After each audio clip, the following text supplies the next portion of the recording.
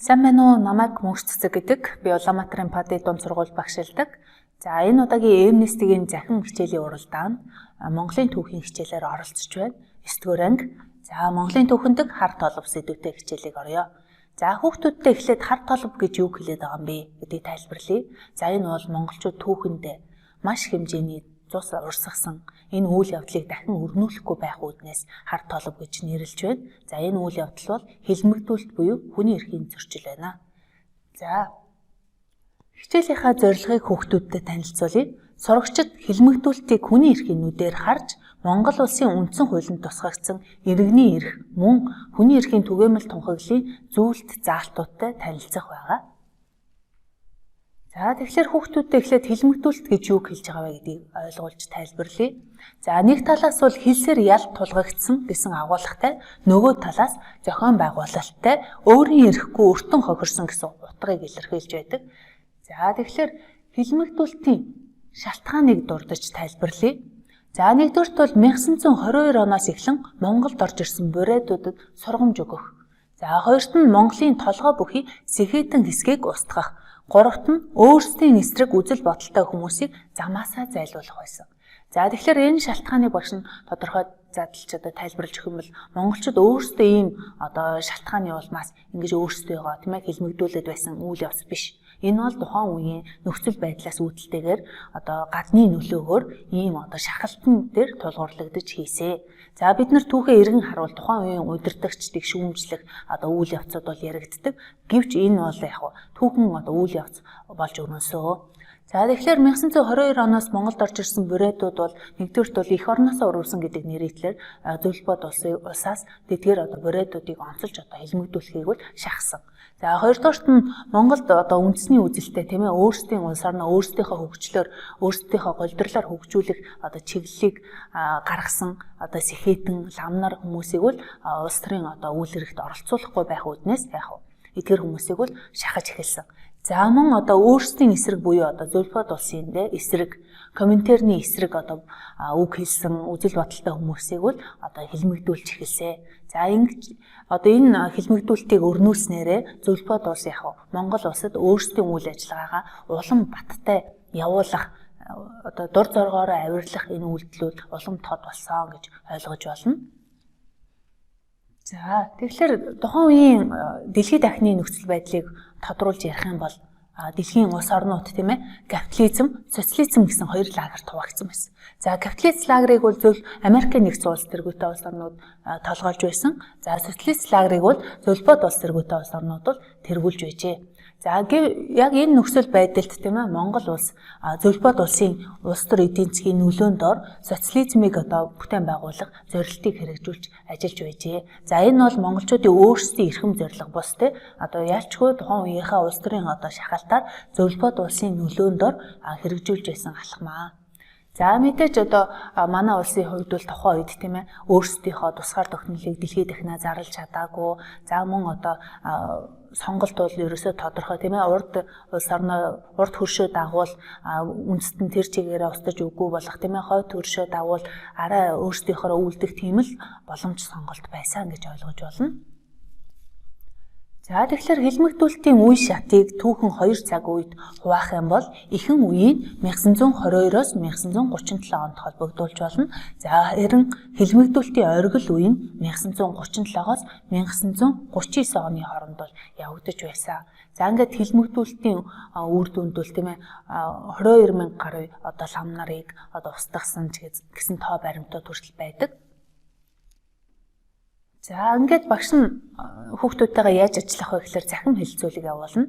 За эхлээд багш нь Facebook хаягаараа дамжуулаад видео бичлэг хэлбэрээр их сурвалжаа өгсөн байгаа. За та нар их сурвалжаа сонсоод дараагаар нь мөн Facebook бидний харилцдаг группээр санал асуулга явуулсан байгаа. Тэр санал асуулга дээр их сурвалжаа сонсоод ажлын хуудас дээр ажиллаад тэр санал асуулга буюу Монгол Улсын үндсэн хуулинд тусгагдсан байгаа иргэний 18 эрхийг аль эрхүүдийг нь зөрчсөн байна вэ гэдгийг их сурвалж дээрээс олж ажиллах хэрэгтэй байгаа. За тэгээд хэдүүлээ шууд холбогдоод тайлбар хийж ярилцъя.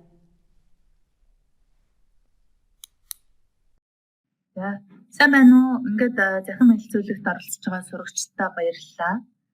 За хичээл баримтлах дэгийн талаар эхлээд танилцуулъя.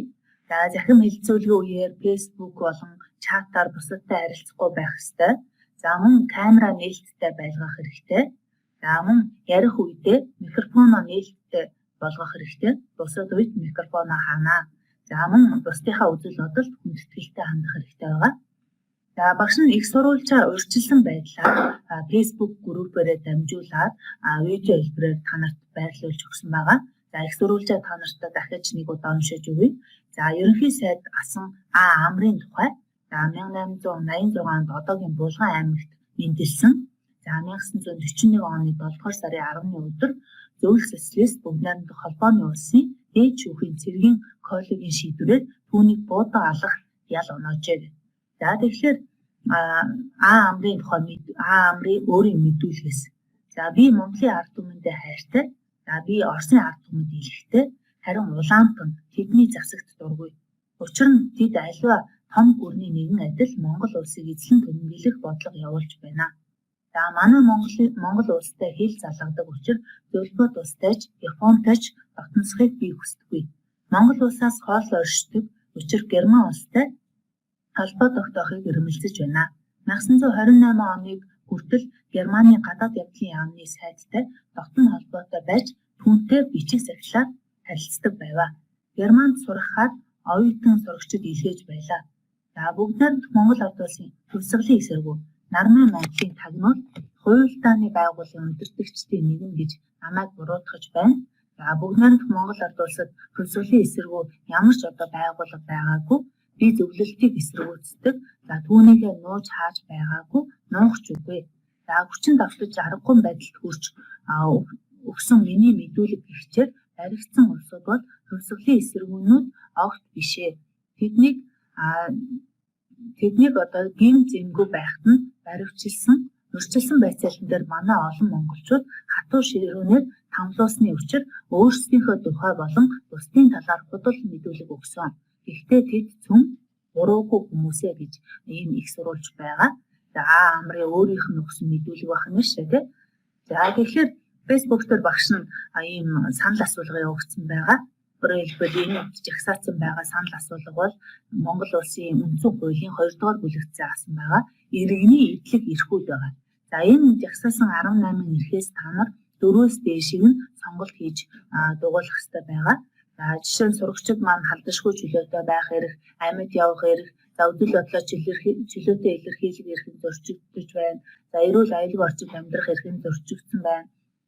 Оршин суух газраа сонгох эрх нь зөрчигдсөн байна. Сурч боловсрох эрх нь зөрчигдөж байна гэж одоо сонгосон байна. За тэгэхээр та нарын явуулсныг ингэж одоо тоон давхцлаар нь гаргаж ирсэн байгаа. За нийт санал захин хэлцүүлэгт маань 55 сурагч ороод за тэгээд амьд явах эрхийг нь 15, эрүүл мэндийг хамгаалуулах эрхийг нь 9, за халдашгүй чөлөөтэй байх эрхийг нь 18, за үзэл бодлоо чөлөөтэй илэрхийлэх эрхийг нь 15, за оршин суух газраа сонгох нь 3 гэж гарч ирсэн байна.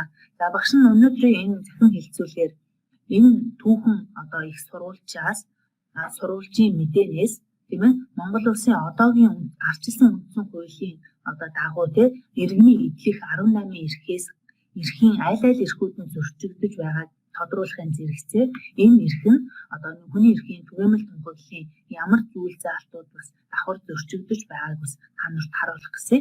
За амьд явах эрхийн жишээ нь хүний эрхийн түгээмэл тунхаглалын 3 дугаар зүйл байх нь байна. За эрүүл мэндийг хамгаалуулах эрх нь бас мөн 3 дугаар зүйлээр байдаг байх нь байна. За тэгээд оршин суух газраа сонгох эрх нь 13 дугаар зүйлээр нь бас байдаг байх нь. За тэгэхээр Монгол улсын үндсэн хууль төдийгүй те хүний эрхийн түгээмэл тунхаглалд заасан хүний иргэний эдлэх эрхүүдийг одоо энэ их сурвалж дээр зөрчигдсөн байгаа нь гарч ирж байна. За мөн одоо багш нь сурагчдын тийм ээ хилээгүй санааг мөн задлж харуулъя гэж бодлоо. За жишээ нь бид та нар амьд явах эрх нь зөрчигдсөн байна гэж хэлсэн шүү дээ. Тэгэхээр энэ амьд явах эрх нь ямар үгээр их сурвалж дээр задлан шинжилэх юм бол буудан алах ялаар яаж юм. Буудаа алах ял өгж байгаа нь амьд явах эрхийг нь зүтгэлзүүлж байгаагийн хамгийн тод илрэл байна. За мөн эрүүл аюулгүй орчинд амьдрах эрх нь яг шорон торигдож эрүүл шүүлтэнд өртөж байна гэдэг нь яг энэ эрхийн зөрчиж байна. За энэ бас манай улсын үндсэн хуулиас гадна хүний эрхийн түгээмэл тунхаглалын 3 дугаар зүйлүүдийг заалт зөрчигдөж байна. За дараа нь төрийг удирдах хэрэгт оролцох эрх нь яаж зөрчигдөж байна вэ гэхээр Герман улстай холбоо тогтоохыг эрмэлзэж байна гэдэг үгээр үл эрмэлзэж байна гэвч энийг яаж хаалт болж байна гэдгийг нь бас төрийг удирдах хэрэгт оролцох эрхийг тааж байгааг илэрхийлэл байна.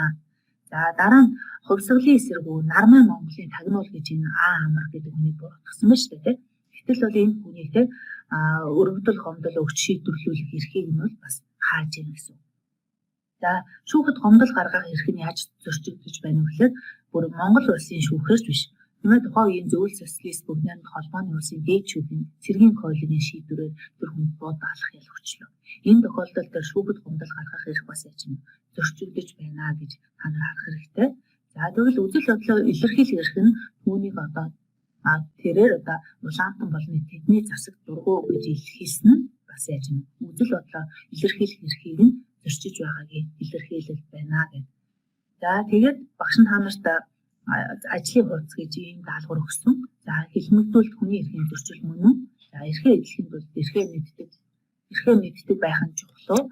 За манай улсын үндсэн хууль заасан иргэний эрхээ эдэлж чадаж байгаа юу гэдгийг хүртэл яг та хэд өгсөн ажлын хуудас байна гэдэг. За тэгэхээр энэ асуултын дагуу сэрод микрофоноо нээж гаад хэлмэгдүүлэлт хүний эрхийн зөрчил мөн үү? За энэ их сурвалж дээр яг ямар эрхүүдийг зөрчсөн бэ? Өөрийнхөө үзэл бодлыг илэрхийлээрэй.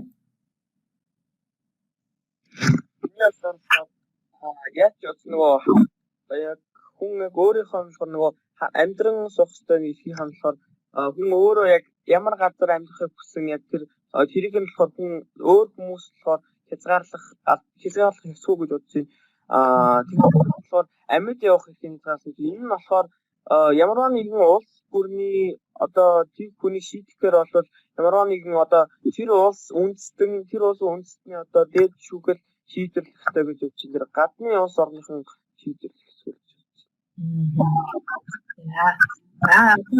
Сэрод микрофон аваад ихшиглэн микрофоноо нээгээд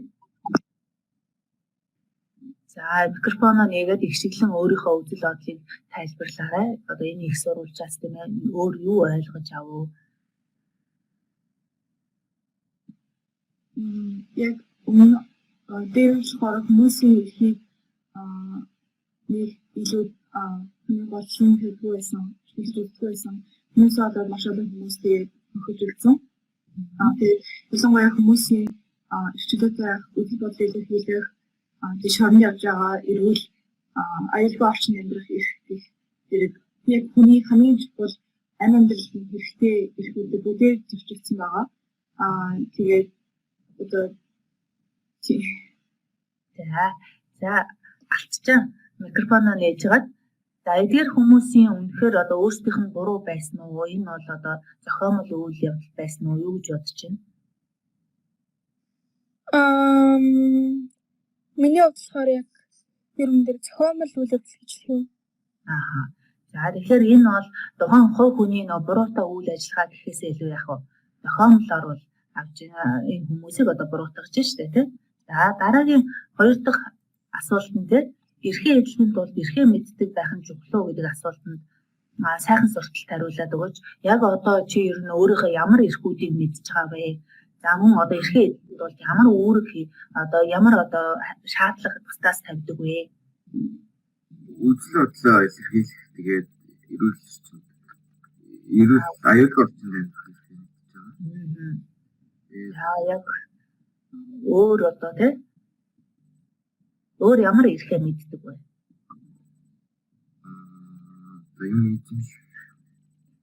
Өмчлөх эрхтэй, сурч боловсрох эрх.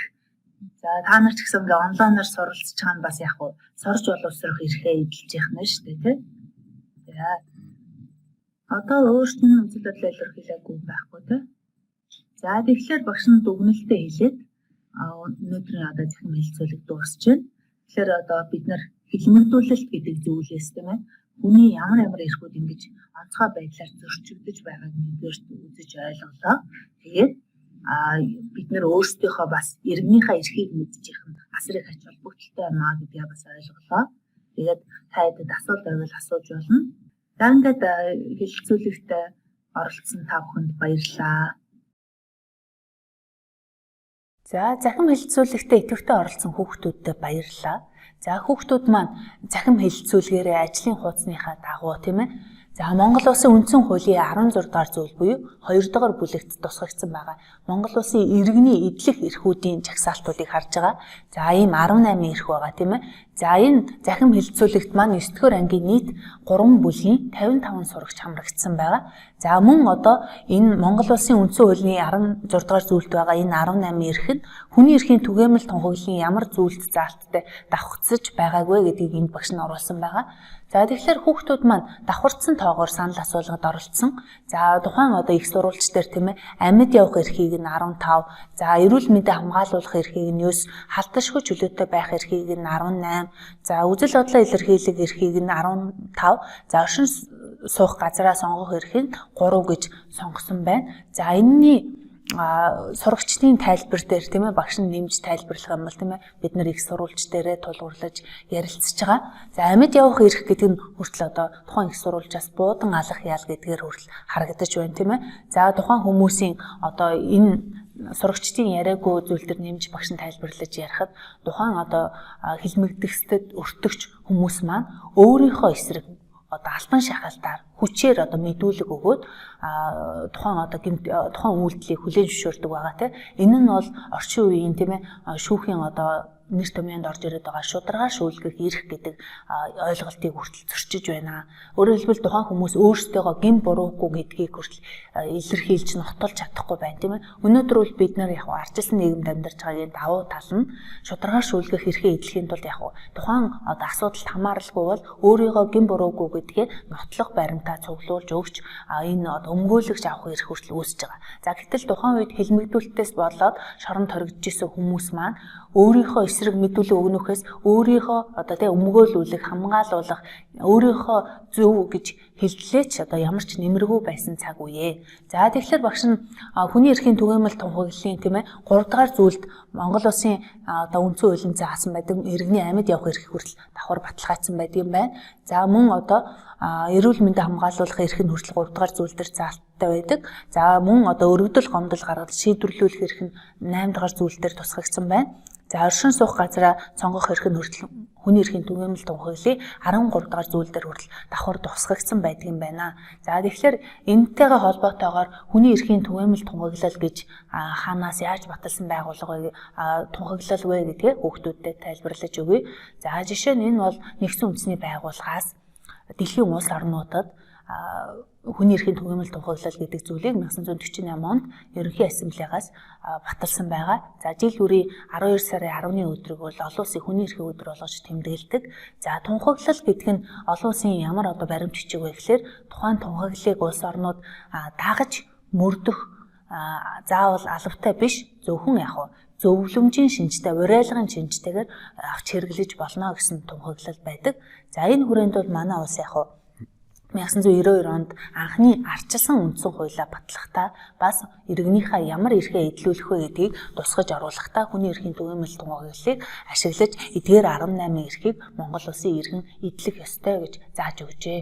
За мөн эрхийн дагуу үүрэг гэдэг зүйл бас орсон байгаа гэдгийг давхар та нарт сануулж хэлье. За ингээд захим хэлэлцүүлэгтээ идэвхтэй оролцсон хүүхдүүдтэй багш нь идэвхийн үнэлгээний оног өгөх болно. За тэгэхээр энэ хичээлтэй холбогдуулаад хилмигдүүлэлт буюу энэ харт холбог гэдэг хичээлтэй холбогдуулаад энэ нэр томьёог заавал тайлбарлаж өгөх ёстой байгаа. За энэ бол эсэргүүний хамсаадан гэдэг нэр хоч. Өөрөөр хэлбэл хилмигдэж байгаа хүнээс гадна тухайн хүнтэй ойр дотн байсан найз нөхөд гэр бүлийнх нь хүмүүс хүртэл энэ нэр хочийг зүүж явж байсан байна. Өөрөөр хэлбэл энэ нэр хочноос болоод сургууль сурах эрхгүй байх гэдэг юм уу, нийгмийн одоо халамж хүртэж чадахгүй байх тохиолдлууд бол байсан. За тэгэхээр энэ бол эсэргүүний хамсаатан гэдэг нэр хоч бол өнөөдрийн бидний хамгаас илүү эрхэмлдэг тийм ээ бусдын нэр төрд халтахгүй байх эрх гэдэг зүйл маань зөрчигдөж байсан байна. Өөрөөр хэлбэл бид нар өнөөдөр тийм ээ ямар нэгэн гэмт хэрэгт холбоотой байгаа хүний ах дүү болон найз нөхдийг одоо гэмт хэрэгтний хамсаатан гэж нэрлэдэг шүү дээ. Өөрөөр хэлбэл шүүх хурлаар тухайн хүнийг гэм буруутай гэдэг нь тогтоогдсон тохиолдолд ялын нийтлүүлнөхөөс өмнө нь тийм ээ тэр хүнийг сэжигтнэр татах, яллагдагч гэж одоо нэрлэх ямар ч үндслэл байхгүй болчиход байгаа. За бид нар хүртэл тийм ээ одоо хин нэгний талаар буруу мэдүүлэг өгөх нь хүртэл бусдын нэр төрд халтж байгаа үйлдэлээ гэдгийг одоо зөрчлийн тухай хуулийн дээр хүртэл тусгаж харуулчаад байна. Энэ мэдчлэн маш их одоо олон хууль эрх зүйгээр энэ бусдын нэр төрд халтахгүй байх гэдэг эрхийг тусгаж өгсөн байгаа. Тэгэхээр энэ хэлмэгдүүлэлтээс үүдэлтэйгээр эсэргүүний хамсаатан гэдэг нэр хочийг зүүж одоо хэлмэгдэхстийн найз нөхөд ах トゥ нар нь нэр хүндийн хувьд бол хохирч бас одоо нийгмийн боломж сонголтуудаас бол хойш сууж байжээ. За мөн одоо цагаатгах гэдэг нэр томьёог багш нь тайлбарлаж өгье. Цагаатгах гэдэг нь бол гүжир гүтгэлгийн залруулга гэсэн үг байна. За тэгэхээр залруулга гэдэг бол төр өөрийнхөө хийсэн буруутай үйлдэлийг яг хүлээн зөвшөөрөөд уучлалт гуйж одоо өөрчлөх алхам байна гэсэн үг. За тэгэхээр цагаатгалын тухай Монгол улс төрийн хэл хэрэг хэлмэгдэхстийг цагаатгах нөхөн олгоор олгох хууль 1998 оны 1 сарын 2-нд бол батлагдсан байгаа. За энэ хуулиар бол яг гэр бүлийн гишүүдэд 1 сая төгрөг, за бусад хэлмэгдэгчдэд 500 мянган төгрөгийн нэг удаагийн нөхөн олгоор олгоно гэж заасан байна. За гэвч тийм ээ өөрийн одоо ах トゥ хамаатан садан найз нөхдөө ямар ч гин буруугүй байхад нь цаазаар авахулж амнаас нь алдаж ингэж хохирсон хүмүүст өнөөдөр мөнгө өгөөд энэ одоо хохирол барагдах уу гэдэг асуудал яригдана. Гэвч яг тодорхой хэмжээний төрийн зүгээс одоо уучлалт гуйж хүндэтгэл үзүүлж байгааг илэрхийлэл болгож нөхөн олгоор олгож байна. За тэгэхээр нөхөн олгоор олгож байгаа мөнгөнд дүнг тийм ээ одоо яг хүний эрхийн талаас нь харах юм бол энэ хууль маань 1948 оны 12 сарын 10-нд батлагдсан нэгдсэн үндэсний байгууллагын ерөнхий ассамблеас батлагдсан хүний эрхийн түгээмэл тунхаглалын хүний эрхийн 9 суурь зарчмын нэг болох хүний эрхэм чанар нь үл хэмжигдэх үнэт зүйлс байна гэдэг зарчмыг өөрөө зөрчиж байгаа. Тэгэхээр үл хэмжигдэх үнэт зүйлс байна гэдэг бол мөнгөөрч энэ одоо хүний эрхэм чанар, хүний нэр төр, хүний аймнаас гэдэг зүйлийг зөрчиж болохгүй маа гэдэг санааг бол яаж гэнэ илэрхийлж байна. За тэгэхээр энэ хууль маань өөрөө агуулгын хувьд бол яг хүний эрхийн 9 суурь зарчмын нэгийг зөрчиж байгааг та нарт давхар энд сануулж хэлье. За тэгээд хэлмэгдүүлэлтийн үр дагавар бол маш их одоо хор уршигтай. Нийгэмдээ, эдийн засгтаач, одоо сэтгэл зүйн хувьд ч тийм ээ маш их хор хохирлыг одоо дагуулсан. За тэгээд тухайн хэлмэгдэгч маань өөрөө хохироод үлдчихэж байгаа юм биш. За түүний ар гэрийнхэн ах дүүс тийм ээ төрөл төрөсөд найз нөхд нь хүртэл хохирч үлдэж байдаг. За мөн одоо хэлмэгдэхстийн тий талаар бодит түүхэн үйл явцыг бичиж үлдээсэн маш олон түүхэн их сурвалжууд байгаа. Энэ сурвалжууд дээр хүртэл тийм ээ зарим тохиолдолд одоо жирэмсэн эхнэрийн хүртэл хэлмэгдэх эсэргүүний хамсаатан гэдэг нэр хочийнхэн дагуу одоо цаазаар авч ирсэн. Өөрөөр хэлбэл тухайн эмэгтэй бол ямар ч хамааралгүй хэрнээ яг хохирч ирсэн. Ингээд одоо нэг удаагийн үйлдэлээр хоёр хүний амнаас нь хүртэл халтаж байсан үйлдэлүүд бол байна. За тэгэхээр энэ хэлмэгдүүлэлт гэдэг зүйл бол зөвхөн Монгол улсад биш тийм ээ дэлхийн дахны түүхэнд хүртэл бичигдсэн байдаг. За ингээд энэ одоо үйл явцыг дахин давтагдуулахгүй байх үүднээс 9-р ангийн түүхийн хичээлийн агуулга дээр тусгаж оруулсан байгаа нь ирээдүйн улсын та нарт зориулж яах вэ? Ирээдүйд дахин ийм үйл явдал болохгүй байх. За мөн одоо дахин ийм үйл явдал болвол энийг одоо зоригтойгоор эсэргүүцэж чаддаг иргэдийг одоо төлөвшүүлэх ийм зорилготой ийм хичээл ордог байх нэ. За өнөөдрийн хичээлээ дүгнэж ярих юм бол багш нь тийм ээ хэлмэгдүүлэлт гэж яг юу хэлээд байгаа. Хэлмэгдүүлэлтээс олж ямар хор хохиролтой байдгийг энэ хэлмэгдүүлэлт нь хүний эрхийг яаж зөрчиж байгаа. Зөвхөн амь насанд нь халдж байгаа юм уу? Нэр төрд нь халдж байгаа юм уу те? За энэ хүний эрүүл мэнд, шударгаар шүүлгэх эрх, за зөрчигдсөн эрхээс сэргийлэхийн төлөө гомдол гаргахч эрэхгүй хүртэл одоо амьдарч байсан цаг хугацааг та нарт одоо танилцууллаа. За ингээд хэлмэгдүүлэлтийн тухай та нар одоо судалж үзсний үр дүнд одоо гэрийн даалгавар дээрээ яг түүх давтагдахгүй байхыг үүсэхгүй. Тиймээс би хүний эрхийн зоригтон байж чадна гэсэн сэдвүүтэй 100 хүүхдэд эргэцүүлэмжийг бичээд багшийнхаа одоо Gmail хаяг руу илгээгээрэй. За хэрвээ одоо тийм ээ та нарын бичсэн одоо эргцүүлэмж дотроос одоо нийтэд танилцуулж болохоор маш сайн одоо эргцүүлэмж болсон тохиолдолд олон нийтийн вебсайтад байрлуулж өгч болно. За ингээд энэ тохиолдолд мөн одоо таны одоо зөвшөөрөл авна. За ингээд анхаарал хандуулсан та бүхэнд баярлалаа.